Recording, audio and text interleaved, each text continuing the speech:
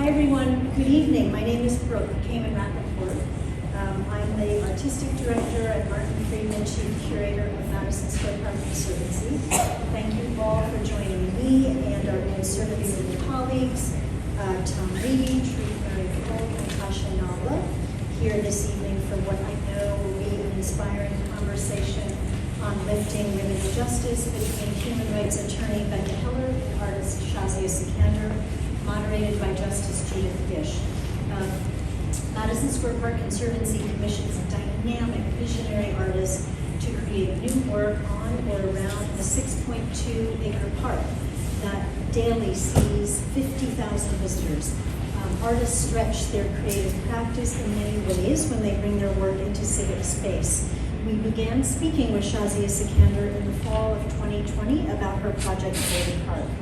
And it's been a great honor to commission her visually exceptional project, 𝐓𝐡𝐢, To Breathe Air Life, that through golden, luminous sculptures of commanding female figures, a video animation, and an augmented reality experience advances issues around women and justice. Subjects that surface, question, and critique power are central to Shahzia's practice. These are also pivotal issues in our social and cultural landscape. The best public art can be physically stunning and inspire. It can challenge and provoke, and it can demand that we consider how ideas that are central in our lives take new shape through the works of art and chart a course for the future. This is a project of many firsts. It's Shahzia's first major sculptural public art project. This is our first collaboration with the courthouse of the Appellate Division, First Department of the Supreme Court of the State of New York across the street, and our thanks to the Municipal Art Society for introducing us to Presiding Justice Rolando Acosta, Justice Peter Moulton, and Justice Diane Renwick, all of whom were advocates for updating and opening up the visual program in and around the historic courthouse. 𝐓𝐡𝐢 is a co-commission with Public Art at the University of Houston, where the project will travel in October of 2023. Foundation Fellows, and we thank the John D. and Catherine T. MacArthur Foundation for their support and for suggesting through Shahzia that when fellows from different fields meet and speak in public space, ideas can often align to inspire communities. Please let me introduce our speakers. Our moderator this evening is Justice Judith Gish, a lifelong New Yorker. She received a BA and JD from SUNY Buffalo. For the last 32 years, up until December 2022, she served as a judge in the New York State court system. Beginning in 1990, she presided over various trial courts throughout the city of New York, including the Housing Court, the New York City Civil Court, and the New York State Supreme Court. In 2012, Justice Gish was elevated to preside in the Appellate Division First Department. She is a member of the board of directors of the New York Women's Bar Association. 𝐵ecca 𝐓𝐿𝑒𝑟 grew up in California, attended Dartmouth College and Yale Law School. She is Lutz and Lahore and an MFA from Rhode Island School of Design. She's a 2006 MacArthur Fellow, and she received the United States Medal of Arts in 2012. She became a Fukuoka laureate in 2022 as a recipient of the Arts and Culture Prize from Fukuoka, Japan. Last month, she received the Pollock Prize for Creativity from the Pollock Craftsman Foundation. Shahzia sat on the Mayoral Advisory Commission on Monuments, Markers, and City Art in 2017. This was the group that reckoned with historic monuments across the city and the dearth of women and people of color represented in those monuments. And this has certainly informed her project, 𝐓𝐡𝐢, as Shahzia has created new, triumphant civic art in female form. It is such a thrill to convene these great minds and these women of great agency together this evening. And now we're going to welcome Justice Gish and the speakers to the podium. Thank you. Good evening, everybody. Thank you. It's a huge honor for me to be here as a participant on this panel. I am going to give a short presentation for about 15 minutes. And so I like to believe that the function of art is to allow multiple meanings and possibilities, to open up space for a more just world. How we experience art, how we respond to it, how we interpret it is an open-ended premise. As an artist, it is my intent to create something wondrous, and with many possible associations, something that can generate thought and produce difference. So beginning in the mid-1980s, my work pioneered a visual art form now known as neo-miniature, bringing into dialogue Central and South Asian manuscript painting traditions with contemporary international practices. Grounded in extensive research of reductive visual textual representations in 19th and 20th century colonial archives, the work aimed to remedy narrow narratives by shifting themes around race, empire, diaspora, gender, sexuality, and politics. So these polarizing dichotomies have long existed, such as East, West, Islamic, Western, Asian, white, oppressive, free. So it led to my work in this form of an outburst of forms that were very androgynous, fragmented bodies, sometimes headless torsos, self-rooted, floating, half-human figures, almost all characters that refuse to belong, to be fixed, or be stereotyped. So many female iconographies came about as a means of resisting categorization.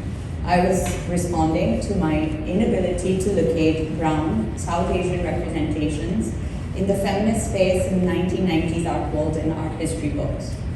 So oftentimes I'd be working from memory, from archives, research, as well as intuitively as a painter, collaboratively between materials with the desire to be multivalent. I could look at visual traditions, not only the manuscript histories, but Western art history, practices of writing, poetry, calligraphy, combined with syncretic sculpture. The knitting together of these references and mythologies, as well as more private inner encounters, dreams, and fantasies, gave birth to my explorations of the feminine power. I would often say that these figures were coming out of my hand as a comment on the lack of female artists represented in art history and the art world, and often the misogyny women encounter in almost all spheres of work and life. So this act of drawing became about converting erasure into opportunity through wit and candor. This repertoire of forms and figures emerge often in these gestural ink drawings, murals, animations. The resulting characters, often female but sometimes androgynous, repeatedly entered the work. But all along, I would say that the playful stances of these women, confident, intelligent, proactive, were tied to the past in imaginative ways without being tied to a heteronormative lineage or conventional representations of diaspora and the nation. Few examples here that are clearly connected to the two sculptures in the park and on the roof of the courthouse. So a pageant of archetypes that celebrate female sensuality and desire. The central portrait that you see here with the horns, conjoining fragmented bodies, also suggests commonalities, hybridity, multiplicity, continual state of becoming. So after the attacks of 9/11, the work itself further evolved with the addition of these jet planes in response, perhaps to the paternalistic justification for the war in Afghanistan as saving, quote-unquote, Muslim women. So this work points to the joyous, sensual depictions of feminine power. So flirtatiously entwines with a figure drawn from the Italian manners painting, an allegory with Venus and Cupid by Bronzino. So I created this pairing in response to Parka Mitter's 1977 book, Much Maligned Monsters, A History of European Responses to Indian Art, choosing figures from outside the classical Western canon to push against the power structures that construct histories. The ideas that were encapsulated in that work they are part of the DNA of my work, and then they evolved further in this sculpture that I did in 20 years later from that particular work, but Promiscuous Intimacies, where you see the protagonists, the two women intertwined female bodies that bear the symbolic Wage Advisory Commission on City Arts, Monuments, and Markers. Because in that process, I heard all these different public opinions, studied public monuments, complicated histories, the historical reckoning, and tensions between overt male representations of historical monuments. And I thought that, how I saw my work as an anti-monument. So that's when I decided to pull out the protagonists from the painting and re-engage them in a sculptural format. So when I research historical visual traditions, I inspire to cultivate new associations for trenchant historical visual traditions, but from more than one vantage point. So this affinity that I've always had for the anti-monument in my work, in my practice, is basically how I engage the past without glorifying it. It doesn't lay claim to any grandiosity. It's often ephemeral. The works are usually on paper, murals, installation, animations, which rarely get seen through the lens of the anti-monument. So that's when I thought, all I need to do is perhaps make the drawing into a sculpture and see what would happen. And that resulted in the sculpture, which is Now and Witness. And you can see in the image here that the image on the right, fleshy weapons, the sort of red form, the self-rooted character is very much embodied in the sculptures as well. So I just wanted to show that the thread has been ongoing and it exists for a long time in the work. So art constantly being reevaluated and reinterpreted in the world, both embody a dynamic which is alive and tethered to its present moment. Body becomes a powerful tool that carries its social construction. So it can also function as a site of resistance. The feminine at the center in my work, as well as in these two sculptures, Now and Witness, are stylized, enigmatic, they are female and fluid. Part of the body loops out and into itself a deeper truth beyond its form, alluding to perception as illusion, popular in images in many cultures. It also expresses intangible ideas of humility, awakening, and clarity.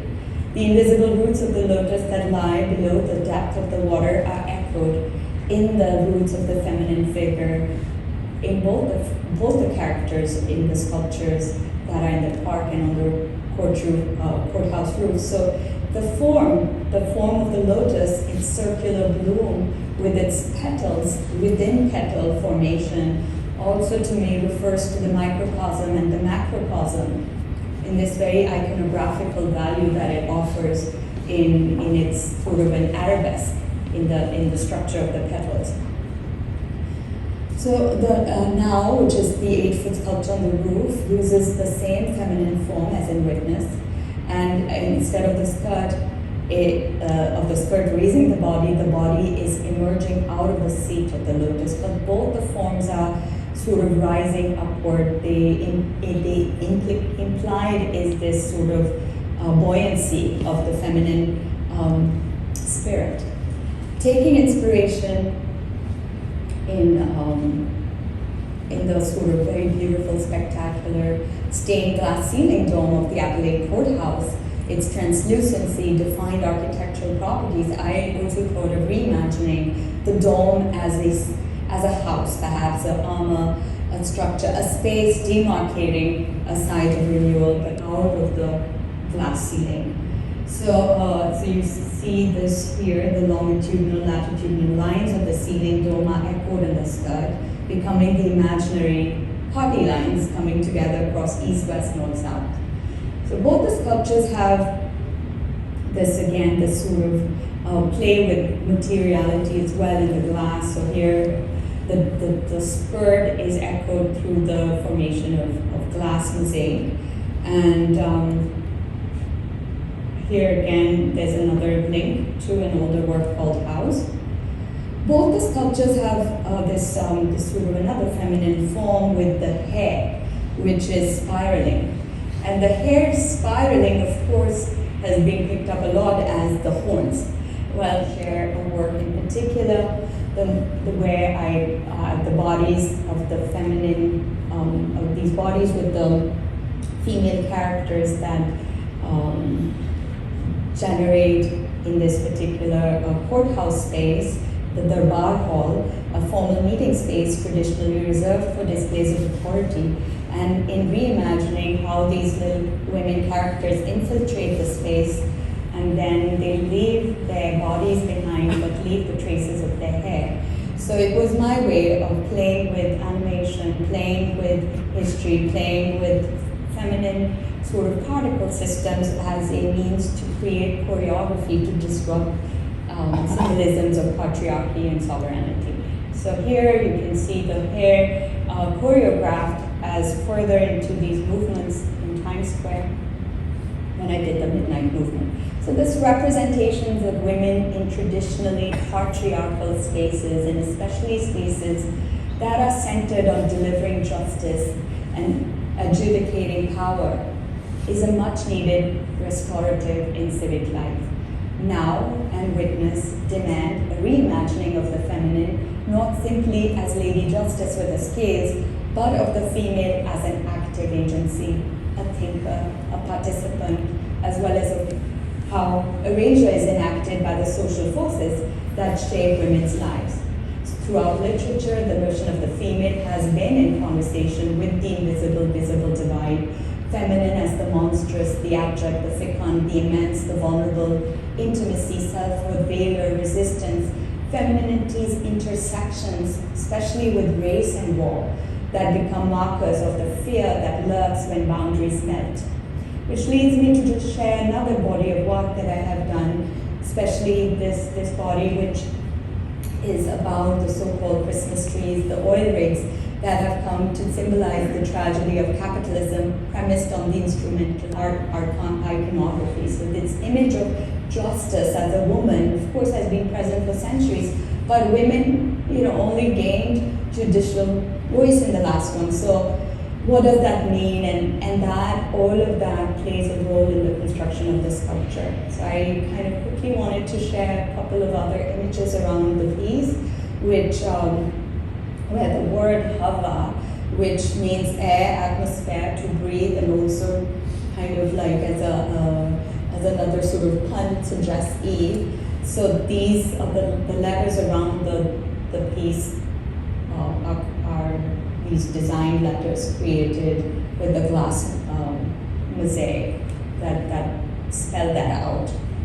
And the relationship between the mosaic to me is really about so we get these opportunities, so there's that too, that the work that I wanted to make had to embody the ethos of women, their tenacity, as well as their multiplicity. And also, I think oftentimes I've wondered who gets to be an American, as in part of the American art history canon, and who is relegated to the periphery. In my experience, I've often been straitjacketed in terms of my biography, so that too, I think, is an important context here in terms of getting the visibility that this work is providing an artist like myself. So all these different layers are out there, and for me, the work celebrates women's wisdom, resilience, whether it's in the garden or atop the courthouse, and it's pushing ideas of broader representation of female empowerment, and of course the multiplicity of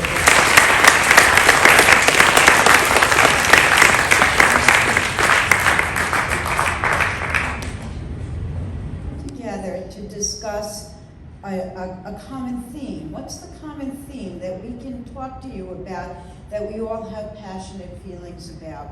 And I think what you're going to find is over the course of our conversation that what we want to talk about, or what we have the ability to talk about, is the impact of images of women of power in society. What do they mean? Whether those images are real images in life form, like real women judges, or whether they are in artistic form, as Shahzia's work is. and that's given us an opportunity to talk and think about it. I'm going to start off just as a matter of personal privilege and say a few remarks, and then I'm going to turn most of the conversation over to Becca and Shahzia. In those many years on the bench, I have seen great changes in terms of the number of women judges that are on the bench. And that's true both in the New York State, it's true in all of the state court systems and statistics that are kept, as well as in the federal court system. So one of them is in the area of domestic violence, which has really changed dramatically in New York State. And I'm just going to give a nod here to one of my colleagues, Roz Richter, who was very instrumental in all of those changes over the years and still works towards that. We also have changes in terms of statute of limitations, so that people who are victims, and they were mostly women, or a lot of women, not solely, but a lot, of crimes, sexual crimes, now have extended statutes of limitations, which were not otherwise available to them.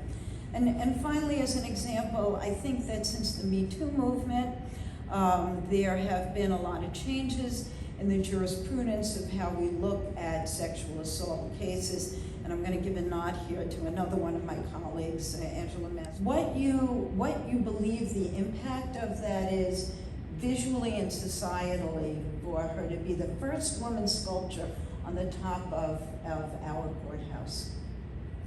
Well, all I have to say is that it should have happened earlier.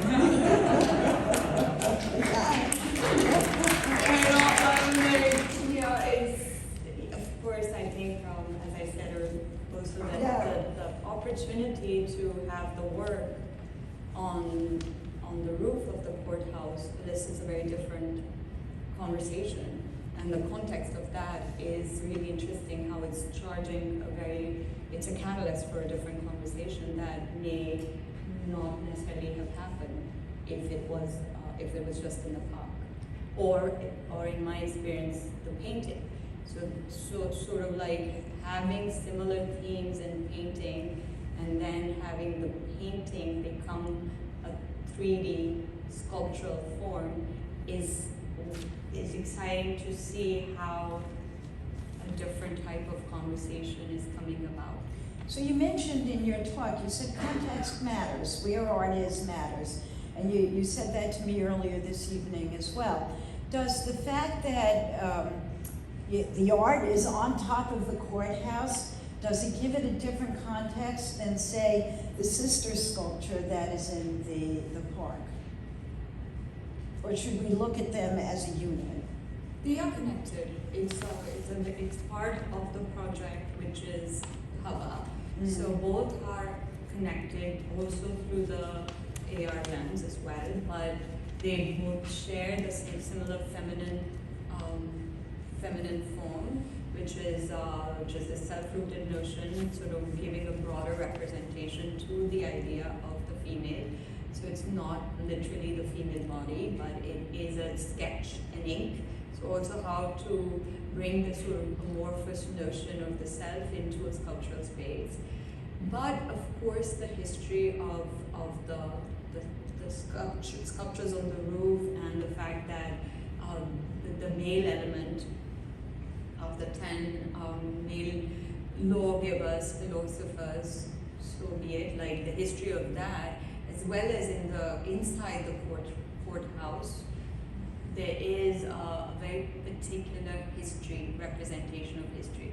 All of it was done in 1899, so it is stuck in that time. Right. Time frame. The courthouse opened in 1900, 1900. right? Yeah. So the artwork on top of the roof that depicts male lawgivers, they actually depict actual people or historical people who are regarded as lawgivers, and they are physical representations of who those people are. I would argue. Yeah, go ahead, I want to hear that argument. Who represents the same idea as the Eurocentrism in the art world, in Western art history, is incredibly Eurocentric. It's also when others are represented, it's usually from the position of it's a colonial imperial premise. That's how histories have been shaped. So who gets to tell the story is often the person in power. So that's what also needs to be understood, is that there are different stories from different perspectives. And the sort of allegorical ideas of the male representatives does not necessarily make them just one representation of the truth, or one represented class. It also which has come about as people that may have not seen the work or not even reading about it. So that It does pay some homage to her, but it's not her, right? Yeah. It does. It's you could explain what part of the sculpture pays homage to Ruth. Personal, which is that I think growing up for a long time, like I was very aware that like gender discrimination existed, but I didn't feel like it had applied to me that much. Like I was never afraid to raise my hand or sort of intimidated to like speak out on things and then I got to law school and I was like, oh my gosh, like it just sort of fully hits you in the face, like how gendered the law is, even from like the very idea that like the way to reach truth is for two people to take opposite sides and then argue about it. I would argue is a very masculine approach. Our clients and kind of American, this is an oversimplification, but there are clients and American Muslims were being discriminated against, even if though they weren't like themselves affected by the travel ban, simply by like the symbolism of the law allowing to be passed, and the U.S. like endorsing this as an okay way to discriminate according to like who could come here. Before there was this regime change, there were women in positions of power, and then now they are not. And we started to discuss, and I'd be happy to continue that discussion now, what impact you thought that had on your clients, on the people who you serve, who I'm just going to say are, because their families involve many, many women and children. So you know, prior to the U.S. invasion and occupation, if you will, of Afghanistan, the Taliban ruled, and women couldn't do anything. They couldn't go to school. They couldn't show their faces. When the U.S. came in and effectuated regime change, one of the positives of that is that women were allowed to start going to school. A lot of women became members of parliament. Women became judges. There was a very ill-fated attempt by the U.S. to like gender integrate the Afghan National Army, which they decided to do, starting with 4 women who they brought here to train as helicopter pilots. 2 of them sought asylum here and never went back. 2 of them went back, and the Afghan National Army refused to let them serve and then tried to kill them.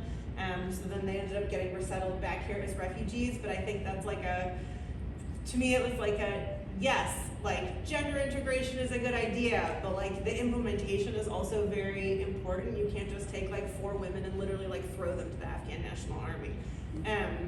But you know, and then to no one's surprise, after the U.S. withdrawal, the Taliban has been targeting a number of folks, but in particularly women in positions who held positions of power under the last regime. And so there have been a lot of efforts to sort of get out, like the same women that the U.S. went to and said, you know, you're gonna barrier break in this society, like we're gonna train you and you're gonna have the opportunity to remake what the role of women is, are now, it made them also very visible.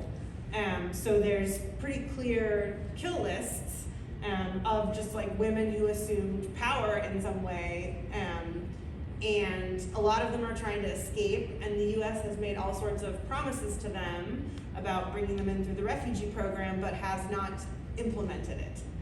So there's like a category of refugees that includes sort of like women human rights defenders of all stripes that's supposed to have special access to U.S. immigration systems under U.S. law, and the U.S. has just never put that into practice. And so they're being assassinated, they're trying to flee to neighboring countries like Pakistan and Iran.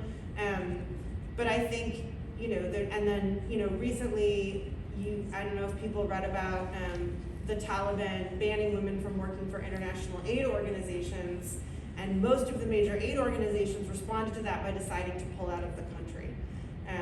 And I think you could debate that all day, because it was one of those things where there was like no right answer.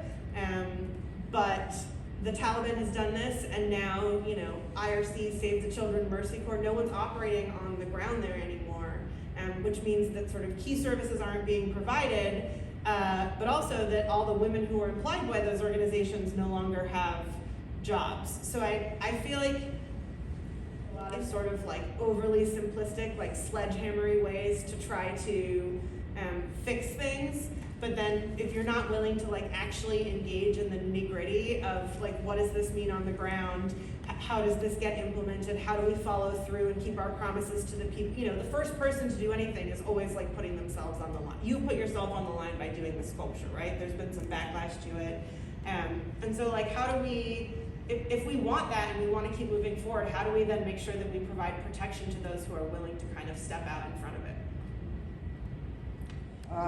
Or follow up on the comments that you made about the importance of art being seen and being in public places, and the work that you did with the Advisory Commission in 2017. Can you explain a little bit about that work and how it may have informed what your decisions were and your goals were in terms of the present artwork in the courthouse and in the park? Absolutely. You know, the ideas of the monuments, it's a very male, overtly male-dominated representation.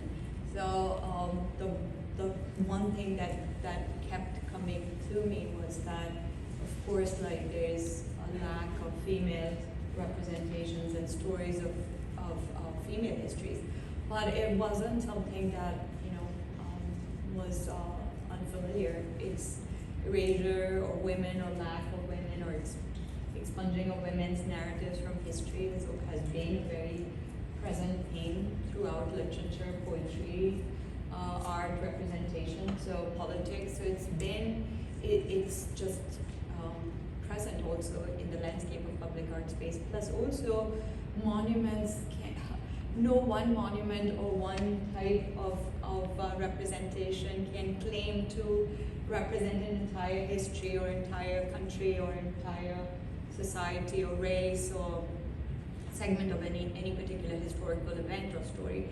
So it's the same in this sculpture. It's a temporary project in different types of conversations. So if we can get a feel of that temperature and what art can happen, how it can happen, I think, especially academic institutions, smaller museums, maybe other courthouses. So we don't know yet, but it's definitely a great start in the first couple of weeks. Right. One of the remarkable things for me is that your artwork is not in a museum; it's in a public venue. And so when we talk about, because I know you've talked about the discussion that's gone on, and it's been interesting. I think had it been in a museum, maybe not so much attention or so much discussion. So art being in a public place holds a certain advantage in terms of raising the level of awareness and discussion. That would be my point of view on it. I liked your framing of it as an opening salvo. You'll see more women images. I will say over the years, two languages. What meaning resonates the most to you at this moment? Hava as breath, and Hava as an idea to allow space. So that resonates the most to me. Something that is temporary, it's breathing, we all need it, it's oxygen. And of course the playfulness of Eve as the first lawbreaker. I think. You know, that's just something that I enjoy. Yeah, the sculpture on the rooftop is now. What is the significance of that? Female sculpture. There's some follow-ups. I'm going to follow them down. Was the spot empty, or did another sculpture need to be removed?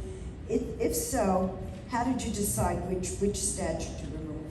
So yes, so just to clarify, no sculpture has been removed. Nobody is replacing or canceling anyone. I was just surprised that nobody had yet proposed, no other artist had proposed a project to the court to have something on the roof, because there was a empty area on the extreme east side of the roof.